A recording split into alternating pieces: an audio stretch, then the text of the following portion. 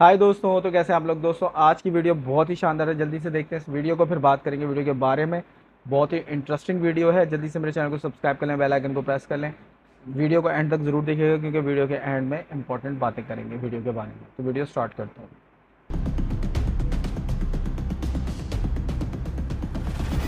चीन और पाकिस्तान को जिस बात का था डर, वो हो गया है सच। जापान के G7 समिट पर लगा हुआ था चीन का पूरा ध्यान। उधर मोदी ने चुपके से लगा दिया वीटो का जुगाड़।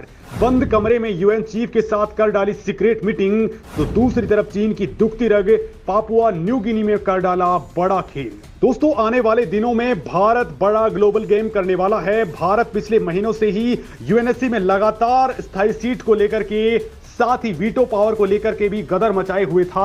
आर पार की लड़ाई छेड़ रखी है भारत ने और इस संगठन को रिप्लेस करने की बात कर रहा है। और अब पीएम मोदी 6 दिनों के 3 देशों के दौरे पर हैं और उससे दुनिया को यह बता दिया है कि भारत अब बहुत बड़ा कुछ करने वाला है। यहां तक कि दोस्तों अब दुनिया में सुगबुगाहट तेज हो चुकी है कि यूएनएससी में रिफॉर्म अब आने वाले ही हैं, वो भी बहुत बड़े बदलावों के साथ में, जिसमें सभी देशों की स्थायी सदस्यता भी जा सकती है। दोस्तों जापान के G7 समिट के दौरान सबसे खास बात जो रही वो ये कि पहली तो बात ये कि पीएम मोदी ने यूएनएससी में वीटो पावर और यूएन की परमानेंट मेंबरशिप के लिए यूएन के चीफ एंटोनियो गुटरेस के साथ एक बंद कमरे में सीक्रेट मुलाकात की है। और दूसरी अहम बात यह है कि यूक्रेन युद्ध के बाद पहली बार यूक्रेनी राष्ट्रपति जेलेंस्की ने मोदी के साथ फेस टू फेस मुलाकात की है और इससे रूस को एक बहुत बड़ा मैसेज चला गया है। जेलेंस्की ने इससे पहले दुनिया को कहा था कि सभी देशों में सिर्फ पीएम मोदी ही ऐसे लीडर हैं जो इस युद्ध को रुकवा सकते हैं और दोस्तों वो ही परमाणु युद्ध की तरफ जा रही दुनिया को बचा सकते हैं। वहीं दोस्तों G7 समिट में पीएम मोदी ने एक और बड़ा काम किया है और वो काम है यूएन चीफ से मिलकर के वीटो पावर और परमानेंट मेंबरशिप की दावेदारी को दोहराना। फिलहाल भारत यूएन रिफॉर्म्स को लेकर के बड़े मुद्दे उठा रहा है। यूएनएससी की वीटो पावर रखने वाले 5 देश अंदर ही अंदर ये बात कह रहे हैं कि बेशक भारत को यूएन का परमानेंट मेंबर बना दिया जाए लेकिन वीटो पावर ना दिया जाए, ये सिर्फ इन्हें 5 देशों के पास रहे। और यही बात भारत को चुभ चुकी है। पहले भारत सिर्फ अपनी दावेदारी कर रहा था लेकिन अब भारत ने पूरे यूएन को ही चेतावनी दे डाली है कि या तो यूएन में उसे परमानेंट मेंबर बनाया जाए और वीटो पावर दिया जाए, वरना वो इससे लात मार करके बाहर हो सकता है। और दोस्तों इसके साथ ही भारत ने अफ्रीका और लैटिन अमेरिका को लेकर के भी बड़ा खेल कर दिया है क्योंकि इनको तो कोई रिप्रेजेंटेशन अब तक मिला ही नहीं है। और बड़ी बात इसी को लेकर के है कि भारत अब यूएन जैसा ही एक और बड़ा संगठन खड़ा करने की ओर आगे बढ़ सकता है। यानी यूएनएससी में इसके बाद तगड़ा खेल शुरू हो चुका है और दोस्तों दावा किया जा रहा है कि आने वाले G20 समिट में भारत इस मामले में कोई बड़ा गेम करने वाला है। और इसी मुद्दे पर पीएम मोदी और यूएन चीफ एंटोनियो गुटेरेस के बीच में एक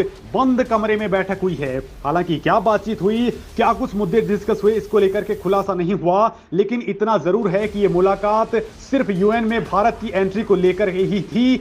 यानी जल्द ही कुछ बड़ा ऐलान हो सकता है। और दोस्तों इसके संकेत भी दिखने शुरू हो चुके हैं क्योंकि इसके बाद एंटोनियो गुटेरेस ने साफ कह दिया है कि वो रिफॉर्म्स का सपोर्ट करते हैं और अब ये रिफॉर्म्स होकर के ही रहने वाले हैं। तो वहीं दोस्तों G7 देशों ने संकेत दिया है कि इस ताकतवर संगठन का अगला मेंबर भारत होने वाला है और इसके साथ ही इसका नाम भी G7 से D10 होने वाला है, यानी कि डेमोक्रेसी 10। और इसमें 2 और देश चीन और ब्राजील भी भारत की वजह से शामिल हो सकते हैं। दोस्तों भारत का इस संगठन में शामिल होने से क्या फायदा होगा, इससे बड़ी बात यह है कि इस संगठन में शामिल होने के साथ ही पीएम मोदी ने चीन के परों को कतरना भी शुरू कर दिया है जो यूएनएससी में भारत के लिए रास्ता रोके खड़े थे। यानी भारत के वीटो पावर वाले रास्ते में चीन जिस तरह से रोड़े अटका रहा था, भारत ने अब चीन के उन्हीं पैरों को काटना शुरू कर दिया है जहां से चीन अपनी अर्थव्यवस्था को मजबूत रखने का एक जरिया बना रहा था। और दोस्तों आने वाले दिनों में चीन जिस जगह पर कुछ बड़ा काम करने वाला था वहां पर मोदी ने धमाका कर दिया है। जी हां दोस्तों, मोदी ने पापुआ गिनी के अंदर एक बड़ा गेम सेट कर दिया है। यह देश भारत से 7 गुना छोटा देश है लेकिन इस देश के पास इतना सोना चांदी और तांबे का भंडार है जिसको लेकर के चीन की गिद्ध नजरें यहां पर थी। लेकिन दोस्तों अब भारत ने यहां पर एक बड़ा गेम कर दिया है। हालांकि इससे पहले चीन इस देश के साथ एक बड़ी डील कर चुका है और भविष्य में भी वो बड़ी डीलें करने वाला था, लेकिन भारत भी दुश्मनों की रग रग से वाकिफ है। भारत जानता है कि चीन क्या करने वाला है और कैसे उसके पर कतरने हैं। लिहाजा आपने खुद देखा है कि जब मोदी की इस देश में एंट्री होती है तो पूरी दुनिया में धमाका मच जाता है, क्योंकि भारत जानता है कि केवल 60 लाख की आबादी वाला पापुआ न्यू गिनी देश भारत के लिए ही नहीं बल्कि दुनिया के लिए सोने चांदी और तांबे का बड़ा भंडार है। और यही देश यूएनएससी में भारत के लिए एक बड़ा गेम सेट करने वाला है। दरअसल दोस्तों भारत ने यह दौरा तब किया है जब भारत एक तो यूएनएससी के अंदर बड़ा गेम कर रहा है और दूसरी ओर पापुआ न्यू गिनी एक बहुत ही स्ट्रैटेजिक कंट्री भी है। ये ऑस्ट्रेलिया के पास में पड़ता है और चीन यहां पर बड़ा गेम कर रहा था। और दोस्तों इसी की वजह से ये क्वाड कंट्रीज के लिए बहुत खतरनाक साबित हो सकता है। क्वाड देशों में भारत भी शामिल है। दोस्तों क्वाड देशों ने इस देश को इग्नोर किया जिससे चीन को फायदा मिल गया, लेकिन अब इससे अमेरिका भी टेंशन में है और भारत ने अब यहां पर एंट्री ले ली है। भारत ने एक ही तीर से यहां कई निशाने लगा डाले हैं। दोस्तों भारत ने यहां पर जो सीक्रेट डील्स की हैं वो दुनिया के सामने नहीं आई हैं, लेकिन बड़ी बात यह कही जा रही है कि भारत यहां पर अपना नेवल बेस बनाने वाला है जिससे चीन का पूरी तरह से गला घोंट दिया जाए, क्योंकि चीन के तमाम जहाज इसके पास से गुजरते हैं। लिहाजा चीन यहां पर बहुत तेजी के साथ डेवलपमेंट कर रहा था, लेकिन भारत ने उसे अब कट कर दिया है। तो वहीं दोस्तों भारत आने वाले समय की सबसे बड़ी जरूरत यानी कि सेमीकंडक्टर इंडस्ट्री के लिए भी ताइवान और साउथ कोरिया के साथ में बड़ा गेम करने वाला है। इनके साथ भारत अब तेजी के साथ में डील्स करेगा। इतना ही नहीं, भारत ने यहां पर चीन का सबसे बड़ा इलाज कर दिया है। चीन रूस के साथ भारत की दोस्ती तोड़ने के लिए षड्यंत्र रच रहा है और रूस पिछले कुछ समय से भारत के साथ में एक वादा किया हुआ था उसको भी तोड़ने में लगा हुआ है। दरअसल दोस्तों रूस ने भारत के साथ में वादा किया था कि वो रुपए और रूबल में कारोबार करेगा, डॉलर में नहीं, लेकिन पिछले कुछ वक्त से रूस ने आनाकानी शुरू कर दी और इसके बावजूद भी भारत ने रूस को आर्थिक रूप से बर्बाद होने से बचाने के लिए उसका कच्चा तेल खरीदना बिल्कुल भी बंद नहीं किया। भारत इस वक्त भी 16 से लेकर के 18 लाख बैरल तेल प्रतिदिन खरीद रहा है और यही कारण है कि रूस की अर्थव्यवस्था इतने वक्त से मजबूती के साथ में टिकी हुई है। लेकिन अब चीन के कहने के बाद रूस अपने वादे से मुकरने लगा है, तो यहां पर भारत ने यूक्रेन के साथ मीटिंग करके रूस के खिलाफ भी एक बड़ा गेम कर दिया है।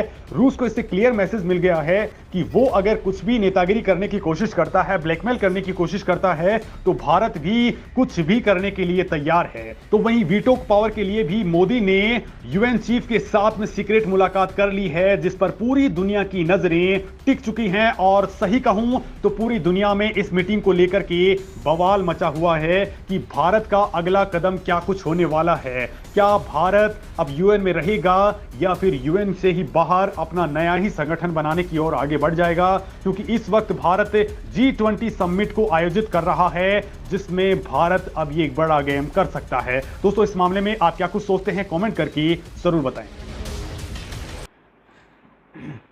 तो दोस्तों ये वीडियो है हिंदी, इनका लिंक मैंने नीचे डिस्क्रिप्शन में दे दिया। इनके चैनल को सब्सक्राइब करें, बेल आइकन को प्रेस करें। और बात कर लेते हैं वीडियो की। यहाँ पे पीएम मोदी साहब ने फर्स्ट मुलाकात की थी यूएन के चीफ से, और कोई भी मुलाकात कर सकता है, कोई भी मुल्क का प्राइम मिनिस्टर जाता है वो मुलाकात कर लेता है, कोई इतनी बड़ी बात नहीं है। हाँ, उनसे जो डील वगैरह हुई है, कोई मीटिंग के अंदर कोई बात हुई है, वो अगर बाहर निकल के आए तो फिर बात होती है। तो मीटिंग तो बहुत सारे लोग उनसे जाके करते हैं, कोई इतनी बड़ी चीज़ नहीं है। दूसरी बात कि यूएनएससी के अंदर अगर भारत को वीटो पावर नहीं मिलता तो भारत अपना ही एक संगठन बना लेगा, ये तो एक कहने वाली बात है। इस तरह होता नहीं है। अगर इस तरह होता तो बहुत सारे मुल्क अपनी अपनी बना के बैठ जाते, पर ऐसा हुआ नहीं है।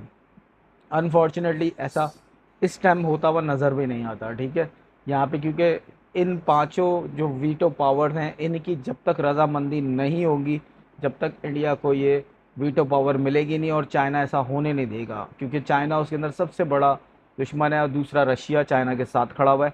इस टाइम इंडिया ने एक और भी गलती कर दी है कि यहाँ से जाके ज़ेलेंस्की से मुलाकात कर ली, यूक्रेन के प्राइम मिनिस्टर हैं वो। और आपको पता है कि रूस और यूक्रेन की जंग चल रही है। इस टाइम जो ज़ेलेंस्की से मिलेगा, यूक्रेन से मिलेगा, वो ज़ाहिर सी बात है रूस के अगेंस्ट खड़ा होगा।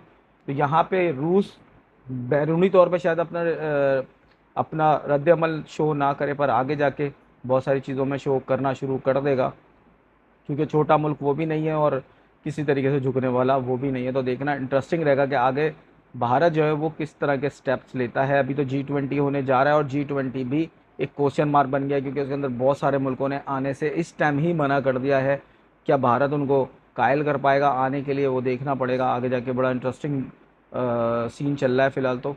और आप लोगों को क्या लगता है, क्या G20 कामयाब हो पाएगा भारत के अंदर या नहीं, मुझे कमेंट करके बताइएगा। वीडियो अच्छी लगी तो वीडियो को लाइक कर दें, मेरे चैनल को सब्सक्राइब कर दें। इसी तरीके से मैं इन्फॉर्मेटिव और एंटरटेनमेंट से रिलेटेड वीडियोस बना के लेकर आता है। तो मिलता है अगले किसी वीडियो में, तब तक के लिए बाय बाय।